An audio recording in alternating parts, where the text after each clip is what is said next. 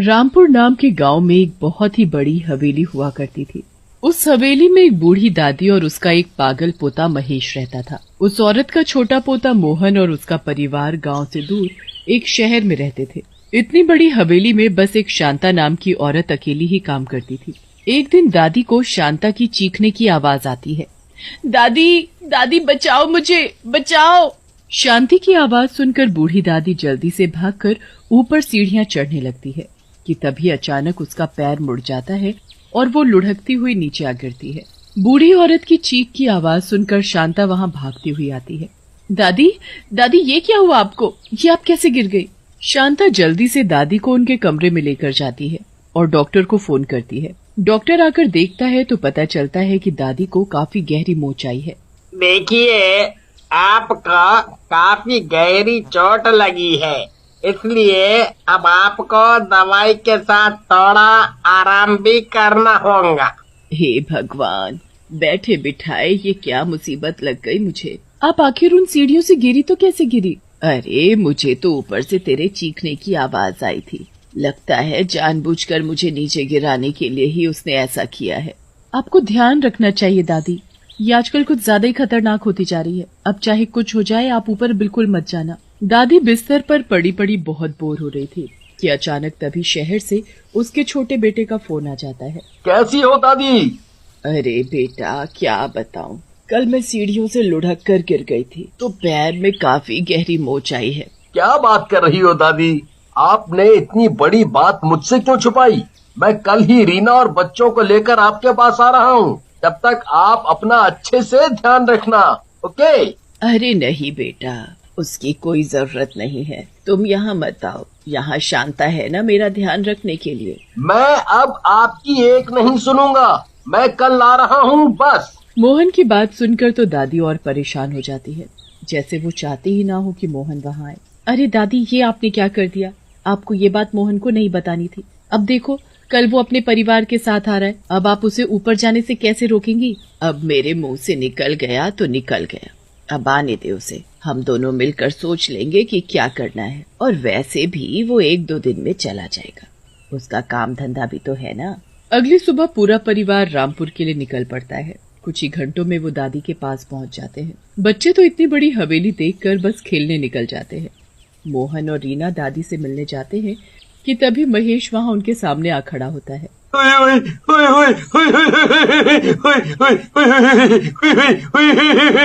मेरी शादी है, देखो देखो मेहमान भी आने लगे। शांता ताई, देखो देखो मेरी शादी में मेहमान आने लगे। तुम लोग मेरी दुल्हन से मिलकर जरूर आना। वो ना वो ऊपर। हाँ ठीक है, अभी तुम अंदर जाओ, तुम्हें अभी अपनी दवाई भी लेनी है ना। चलो जाओ यहाँ से, कुछ भी बोलते रहते हो। शांता की बात सुनकर महेश उदास होकर अंदर चला जाता है। मनोज और रीना को महेश की यह हालत देख बड़ा झटका लगता है। ये महेश भैया को क्या हुआ? जब मैं कुछ साल पहले यहाँ आया था तब तो वो बिल्कुल ठीक थे, और ये क्या शादी शादी दुल्हन दुल्हन बोले जा रहे हैं? अरे आप अंदर चलो, आपको दादी सब बता देंगी। मनोज अंदर जाता है और दादी से मिलता है। उसके बाद वो महेश की हालत के बारे में दादी से पूछता है।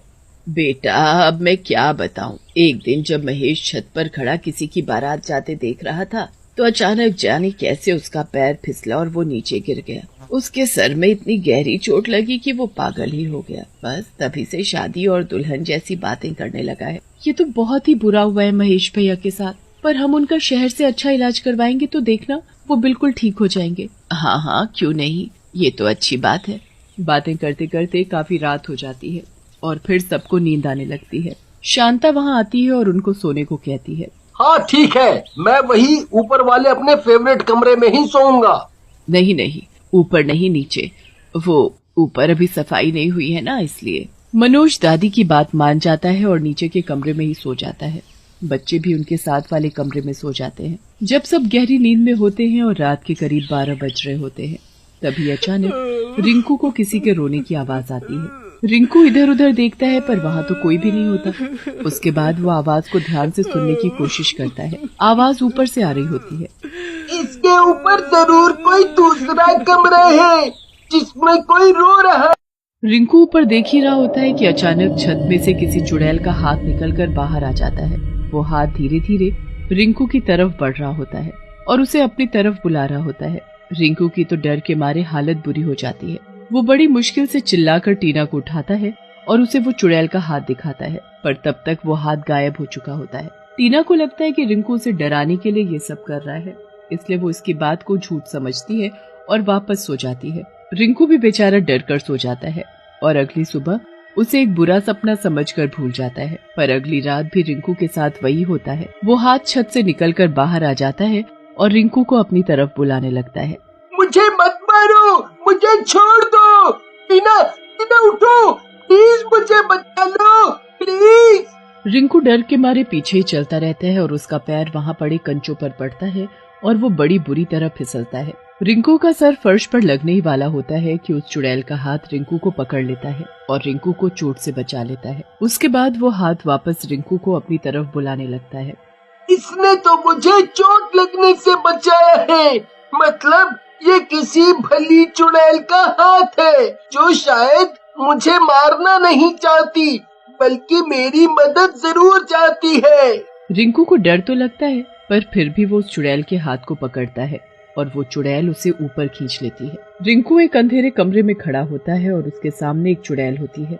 चुड़ैल को देखकर रिंकू की हालत बुरी हो जाती है।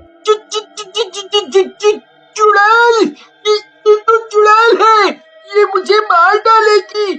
और ये मैं कहाँ आ गया? ये किसका कमरा है?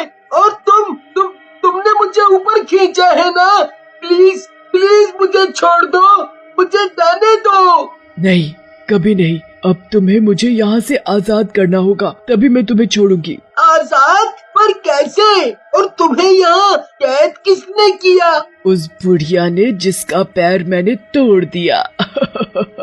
वो तो मेरी परदादी है, और वो तुम्हारे साथ ऐसे क्यों करेगी? वो तो बहुत अच्छी है।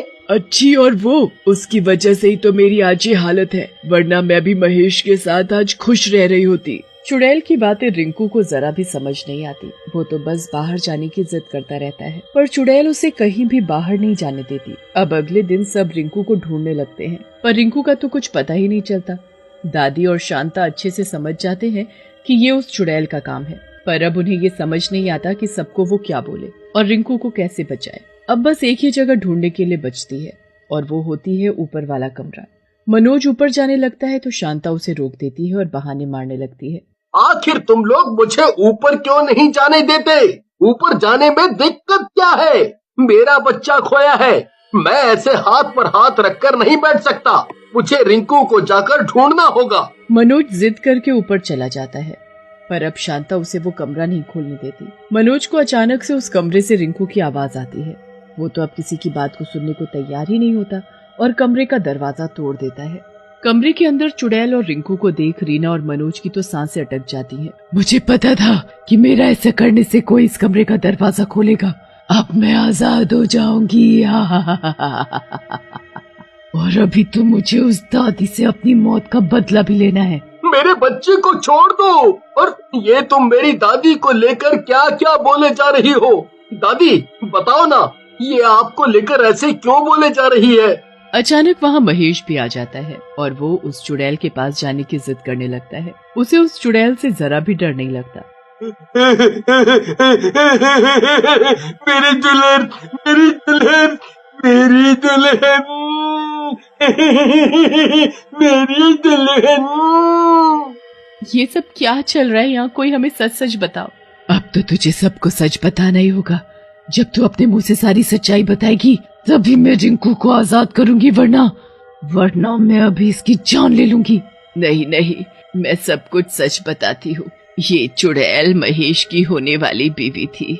मैं इसे बिल्कुल पसंद नहीं करती थी क्योंकि ये बहुत ही गरीब घर की थी, पर महेश ने मेरे खिलाफ जाकर शादी कर ली और मैंने एक दिन मौका देखकर इसे इसके ही कमरे में आग जलाकर मार डाला। तभी वहाँ महेश आ गया और उसने सब देख लिया। उस दिन से महेश पागल हो गया। आप किसी के साथ ऐसा कैसे कर सकती हो दादी? सब लोग उस दादी को घर में अकेला छोड़कर चले जाते हैं। चुड़ैल रिंकू को छोड़ देती है। उसका मकसद तो बस सबके सामने सच लाना होता है, जो वो कर देती है। गर्मियों का मौसम था और गांव में सब किसान खेतों में व्यस्त थे। जगन भी अपनी पत्नी सुशीला के साथ खेतों में काम करता था।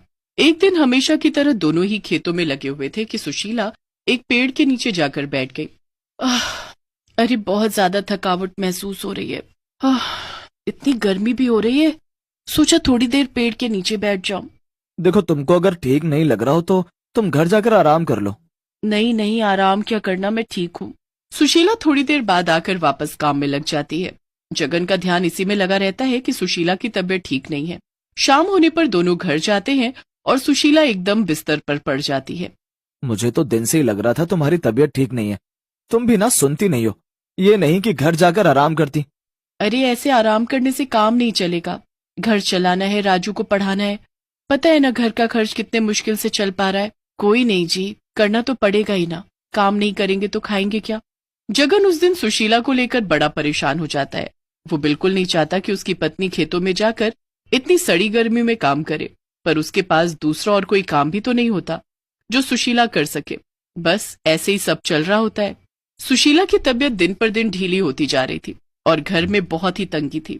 फिर एक रात जब सब सो रहे होते हैं तो उस गांव में एक चुड़ैल आ जाती है जिसके पास एक भैंस होती है। वो अपनी भैंस को लेकर पूरे गांव में घूम रही होती है। मैं तो इतनी थक गई हूँ आज, एक काम करती हूँ, इसे यहीं बांध देती हूँ और थोड़ी देर बाद आकर इसे ले जाऊंगी। यही सोचकर चुड़ैल उस भैंस को सुशीला और जगन के घर के बाहर बांधकर चली जाती है। अब थोड़ी देर बाद राजू को बड़ी तेज प्यास लगती है। वो अपनी माँ को उठाने लगता है। बेटा, मैं बहुत थकी हुई हूँ, तू जाकर ले ले। राजू खुद ही पानी लेने चला जाता है कि फिर तभी उसकी नजर उस भैंस पर पड़ती है जो उसके घर के बाहर एक खूंटे से बंधी होती है। अब राजू उस भैंस के पास जाता है। भैंस राजू को बड़े ध्यान से देखती है और अपना सर उसके पास लाकर उसे प्यार करने लगती है। राजू बड़ा खुश हो जाता है। राजू जल्दी से अंदर जाकर अपनी माँ को उठाता है पर वो नहीं उठती। इसके बाद वो अपने बाबा को उठाता है। जगन जाकर देखता है तो सच में वहां उस चुड़ैल की भैंस खड़ी होती है। जगन इधर उधर देखता है कि शायद जिसकी वो भैंस है वो वहीं कहीं हो, पर उसे आसपास क्या दूर दूर तक कोई नहीं दिखता। जगन भैंस के पास जाता है तो भैंस सर हिलाकर उसे प्यार करने लगती है। अरे ये भैंस तो बड़ी समझदार है। जगन उस भैंस के सिर पर हाथ फेर ही रहा होता है कि तभी उसकी नजर भैंस के पैर पर पड़ती है जिसमें की चोट लगी होती है और खून बह रहा होता है। अरे इस भैंस को तो चोट लगी हुई है, अब मैं क्या करूं? आप इसे अंदर ले चलो ना, यहाँ तो इसके पैर पर मक्खी लग रही है। हाँ, एक काम करता हूँ, इसे घर के पीछे वाले आंगन में बांध देता हूँ। जगन उस भैंस को खोलकर घर के पीछे वाले आंगन में ले जाता है। इतने में सुबह की थोड़ी रोशनी होने लगती है और सुशीला भी उठकर आ जाती है। अरे आप लोग यहाँ क्या कर रहे हो और ये भैंस कहाँ से ले आए? लेकर नहीं आए, कोई हमारे आंगन में बांध गया है और देखो इसके पैर में कितनी चोट लग रही है। अरे हाँ, आप हटो, इसे मैं साफ करके इस पर हल्दी लगा देती हूँ, इससे ये जल्दी ठीक हो जाएगी। सुशीला पानी से भैंस के पैर को अच्छे से धोती है और फिर उस पर हल्दी लगा देती है। उसके बाद वो रसोई से उसके लिए रोटी लेकर आती है। भैंस रोटी खाकर आराम से सो जाती है। आज अब खेतों में अकेले चले जाओ, मैं राजू को स्कूल भेजकर यहीं रहूंगी और इसका ध्यान रखूंगी, इसे ऐसे इस हालत में नहीं छोड़ सकते। सुशीला पूरा दिन उस भैंस का ध्यान रखती है। फिर थोड़ी देर के लिए सुशीला कुछ काम करने अंदर जाती है। जब सुशीला बाहर आती है तो देखती है कि भैंस के थन से दूध टंकी की तरह बह रहा है। सुशीला ये देखकर एकदम चौंक जाती है। हे भगवान, इतना सारा दूध! सुशीला जल्दी से एक बर्तन लेकर आती है और उसे लगा देती है, पर वो बर्तन कुछ ही सेकंड में भर जाता है। उसके बाद सुशीला दूसरा बर्तन लाती है, पर वो भी भर जाता है। धीरे धीरे रसोई के सारे बर्तन भर जाते हैं पर दूध आना बंद नहीं होता। आखिर में सुशीला एक बड़ी सी बाल्टी लेकर आती है और वो भी भर जाती है। तब जाकर भैंस दूध देना बंद करती है। सुशीला अपने चारों ओर दूध के बर्तन और बाल्टी देखकर हैरान भी होती है और खुश भी। मुझे तो समझ ही नहीं आ रहा कि एक भैंस इतना सारा दूध कैसे दे सकती है और मैं इतने दूध का करूंगी क्या। सुशीला वहां से चली जाती है और बार बार दरवाजे पर जाकर जगन का इंतजार करने लगती है। सुशीला दरवाजे पर खड़ी ही होती है कि तभी उसके सामने से एक आदमी दूध के ढेर सारे डोल लेकर जा रहा होता है और अचानक वो एक खंभे से टकराकर गिर जाता है। सारा दूध वहीं फैल जाता है और वो सर पकड़कर रोने लगता है। अरे भाई साहब, आपका तो बड़ा नुकसान हो गया। नुकसान की बात नहीं है, बड़ी मुश्किल से भैंस का दूध लेकर आया था। मेरे घर में शादी है और मिठाई बननी है, अब मैं कहाँ से दूध लेकर आऊं? सुशीला सोच में पड़ जाती है और अरे ऐसी बात है तो आप दूध यहाँ से ले जाओ। आप दूध बेचते हो? जी हाँ, हमारे पास एक भैंस है और आपको जितना दूध चाहिए आप ले जा सकते हो। सुशीला फटाफट सारे डोल दूध से भरकर उस आदमी को दे देती है, जिसके बदले वो आदमी उसे ढेर सारे पैसे देता है। सुशीला तो इतने पैसे देखकर एकदम खुश हो जाती है और अंदर कमरे में आकर सारे पैसे एक डब्बे में छुपा देती है। जब शाम को जगन आता है तो वो सारी बात जगन को बताती है। ये तो कमाल ही हो गया, एक भैंस ने इतना सारा दूध दिया। खैर जो भी है, इस भैंस की वजह से हमें बड़ा फायदा हुआ। इसका तुम अच्छे से ध्यान रखना। और मैं तो सोच रहा हूँ कि अब तुमको खेतों में जाकर काम करने की भी क्या जरूरत है, तुम यहीं रहा करो और इस भैंस का दूध बेचो। हाँ हाँ बिल्कुल, ये अच्छा सुझाव है, पर अगर कोई इस भैंस को लेने आ गया तो? सब लोग सो जाते हैं और फिर चुड़ैल वापस आती है। वो इधर उधर अपनी भैंस को ढूंढने लगती है। चुड़ैल पूरे गांव में उस भैंस को ढूंढने लगती है, पर उसे कहीं भी वो भैंस नहीं मिलती। फिर काफी देर बाद उसे कुछ भैंस एक आंगन में बंधी दिखती है। चुड़ैल बड़ी खुश हो जाती है कि उसकी भैंस भी उसी में होगी। चुड़ैल बड़ी खुशी खुशी भैंसों के पास जाती है, पर तभी सारी भैंसें उस चुड़ैल को देखकर चिल्लाने लगती हैं। क्या पागल हो गई हैं ये सब जो ऐसे आवाज निकाल रही हैं? सारी भैंसें चुड़ैल को धक्का मारने लगती हैं और फिर सींग मारकर उसे भगाने लगती हैं। चुड़ैल को बड़ा गुस्सा आ रहा होता है। ये सब की सब भैंस बेकार है, इसमें मेरी भैंस है ही नहीं। अब मैं उसे कहाँ जाकर ढूंढ लूं? आखिर उस जगह से वो गई तो गई कहाँ? मैंने तो उसे बांधा था, तो उसे खोलकर कौन ले गया? चुड़ैल उस भैंस के ना मिलने पर पागल सी हो जाती है। अगर वो भैंस नहीं मिली तो मैं जिंदा कैसे रहूंगी? उस भैंस का दूध पीकर ही तो मुझे ताकत मिलती है। मेरी भी क्या मति मारी गई थी जो मैं उसे ऐसे छोड़कर चली गई। चुड़ैल फिर से अपनी भैंस की तलाश में निकल पड़ती है, पर उसकी भैंस आराम से जगन के पीछे वाले आंगन में सो रही होती है। चुड़ैल पूरी रात अपनी भैंस को ढूंढ ढूंढ कर थक जाती है और जैसे ही वो देखती है कि सवेरा होने वाला है, वो जल्दी से वहां से चली जाती है। कुछ दिन ऐसे ही बीत जाते हैं। जगन और सुशीला उस भैंस के दूध से खूब पैसे कमा रहे होते हैं और दूसरी तरफ चुड़ैल बिना दूध के भूखी तड़प रही होती है। एक दिन जगन देखता है कि भैंस के आसपास काफी गंदगी हो गई है। जगन उस भैंस को पीछे आंगन से आगे आंगन में लाने लगता है, पर भैंस जमकर खड़ी हो जाती है और खिसकने का नाम ही नहीं लेती। अरे इसे क्या हुआ? ये आगे आंगन में आ ही नहीं रही। अब मैं सफाई कैसे करूं? जगन बार बार भैंस को बाहर लाता है, पर वो आती ही नहीं। उसे समझ ही नहीं आ रहा होता कि आखिर बात क्या है।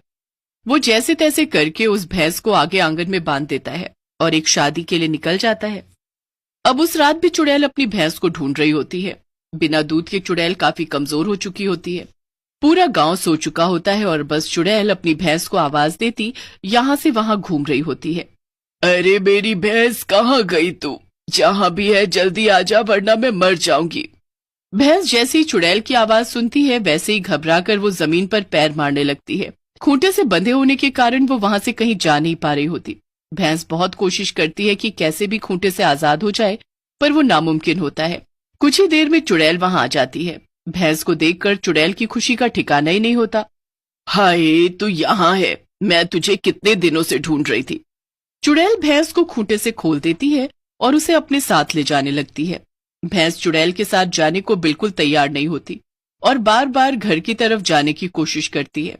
वो बार बार आवाज निकालती है ताकि सुशीला आकर उसे उस चुड़ैल से बचा सके। भैंस बहुत चिल्लाती है, पर कोई भी अंदर से बाहर नहीं आता। भैंस को वो चुड़ैल घिसटती हुई आगे ले जाती रहती है और भैंस बार बार एक उम्मीद से पीछे मुड़ती है। भैंस की आंखों में आंसू होते हैं, पर वो बड़ी मजबूर होती है। वो समझ जाती है कि अब वो कभी वापस जगन और सुशीला के पास नहीं जा पाएगी और हमेशा उसे उस चुड़ैल की कैद में ही रहना पड़ेगा। उसी वक्त जगन शादी से वापस लौट रहा होता है। अपनी भैंस को चुड़ैल के साथ देखकर वो एकदम डर जाता है और पेड़ के पीछे छुप जाता है। पेड़ के पीछे छुपकर वो चुड़ैल की सारी बात सुन लेता है जो वो भैंस से बोल रही होती है। पर अब बात भैंस को उस चुड़ैल के चंगुल से बचाने की होती है। जगन चुड़ैल का पीछा करता है। चुड़ैल अंदर जंगल में दूर भैंस को एक खंडहर के पीछे बांध देती है और खंडहर के अंदर चली जाती है। चुड़ैल के अंदर जाते ही जगन चुपके से वहां आता है। जगन को देखकर भैंस खुशी से उछलने लगती है। जगन चुपके से भैंस को आजाद करता है और अपने घर ले आता है और सुशीला को पूरी कहानी बताता है। उसके बाद वो हमेशा भैंस को घर के पीछे वाले आंगन में ही रखते हैं। जब चुड़ैल देखती है कि उसकी भैंस फिर से गायब हो गई, तो वो उसे फिर से ढूंढती है, पर इस बार वो उसे कहीं नहीं मिलती और चुड़ैल बिना दूध के एक दिन भूखी ही मर जाती है।